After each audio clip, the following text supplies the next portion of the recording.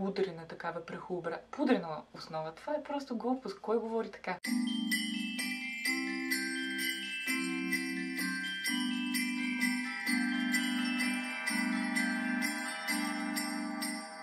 Здравейте и добре дошли в днешното видео, в което ще ви покажа кои любими. Здравейте и добре дошли в днешното.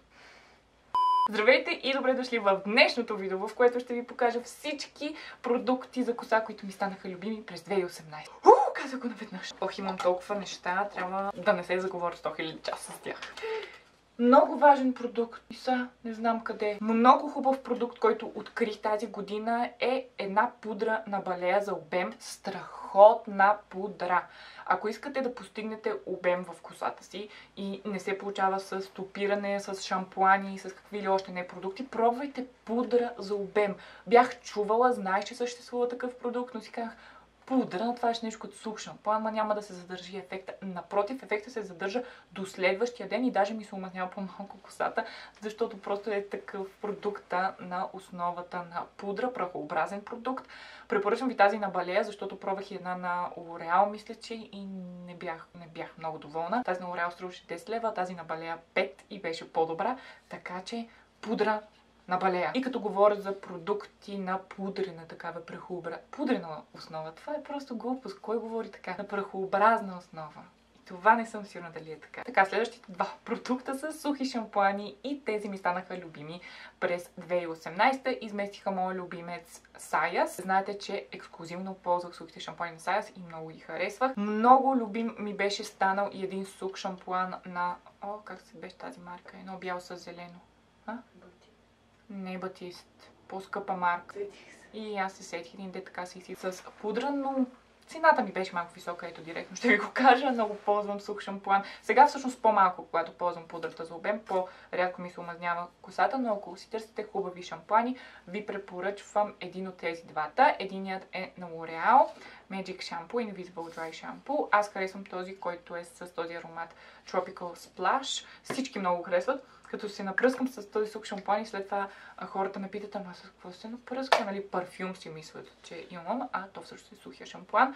Много хубав ефект и двата сухи шампуани имат много хубав, много бърз ефект, не оставят бяло върху корените или по дължината на косата и ефектът им се задържа дълготрайно. Втората ми препоръка всъщност са сухите шампуани на Nivea, които знаете излязоха тази година, средата на годината и аз станах много доволна от тях. В началото не знам защо пръсках си ги от време на време и бяха, не, този на L'Oreal ми е по-добър. И всъщност тръгнах с една такава голяма опаковка на Nivea за Англия, изхъбих я цялата и забелязах колко всъщност е хубав сухия шампуан. Тези на Nivea се предлагат в малка опаковка, това е малката, иначе имат и голяма, която е горе-долу размера на този сухия шампуан на L'Oreal, така че може да тествате и да пробвате дали се представя продукта добре на вашата коса, като си купите малката опаковка. Любимият ми лак за коса стана ето този на Sien от Lidl, възможно най-ефтин Джос марката. В началото на годината нямах сух шампуан и бях помолила леля ми да ми вземе, не знам, идваше към нас и ми взе този на Sien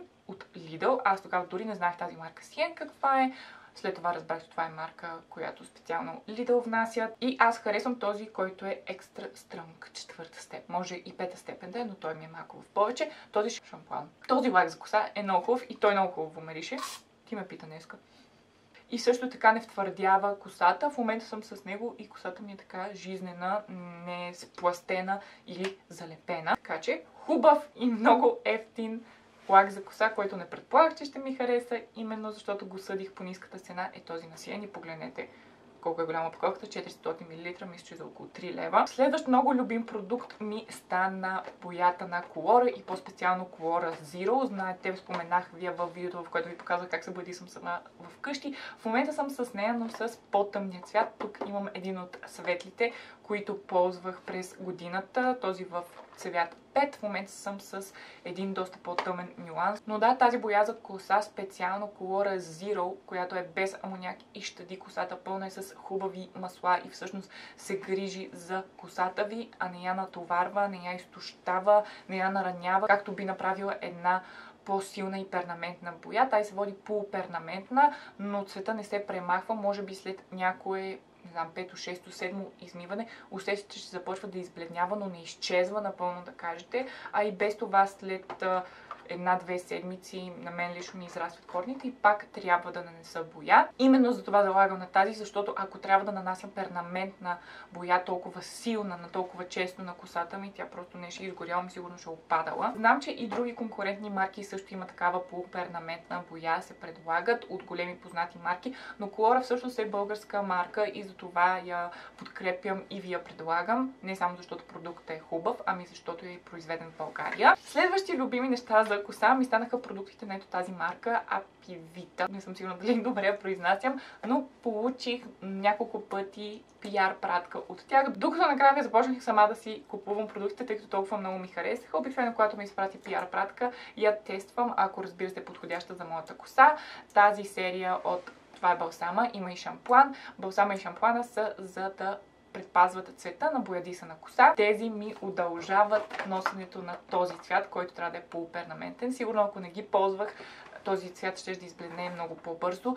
Прекрасни продукти са и са натурални. Нямат силикон. Ето то си пише силикон фри и 97% натурални съставки. Затова и много ми харесват. Не съм сигурна, но мисля, че марката е гръцка или се лъжа. Да, Made in Greece, защото когато бяхме в Гърция в една аптека имаха цял щанд на Apivita. Много хубави продукти. Имат и продукти за лице и за кожа, но специално този балсам и шампуана, които предпазват цвета от избледняване и се грижи за боядисната коса, са прекрасни. Следващият продукт, който ми стана любим през 2018 е ето тази маша, не знам точно как да я нарека, на Remington от серията Keratin Protect.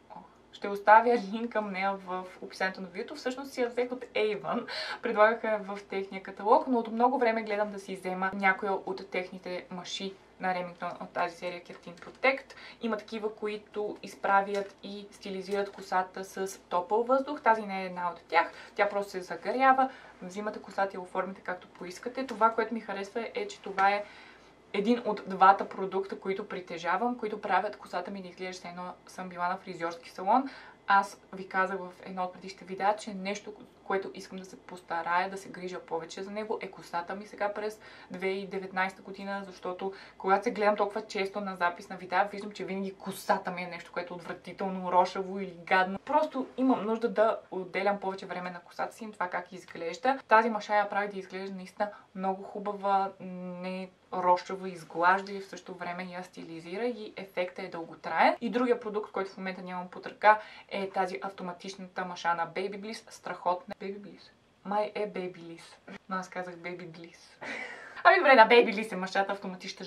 Така прави. В момента съм с кадриси с тази маша и ви я препоръчвам силно, ако искате ето така да изглежда косата ви. Не точно така, но да имат хубави кадрици. И последният продукт е ето този спрей на Bumble и Bumble за обем. За него мисля, че съм говорила вече веднъж в един влог. Проведох и игра в Instagram и две от вас успяхте да спечелят него и още един мой любим продукт за обем от тази им серия за сгъстяване и за обем на косата. Уникален спрей от всичките така продукти от серията, които пробвах, които също имат прекрасен ефект. Този изпъкна много. Не знам каква е технологията, не знам точно какво прави, но на мокра или влажна коса, преди да се изсуша, го впръсквам в корените, втърквам го добре и след като изсуша косата, тя е просто двойно, тройно по-обемна и ефекта се задържа. Моят главен проблем с косата е да е добре стилизирана, да не се премахва цвета от нея и да има обем. Така че това е моят тип коса, моите проблеми и това са продуктите, от които аз останах доволна тази година. Хоп, какво ядеш, бе? Я пусни! Яде шапката и къса от нея.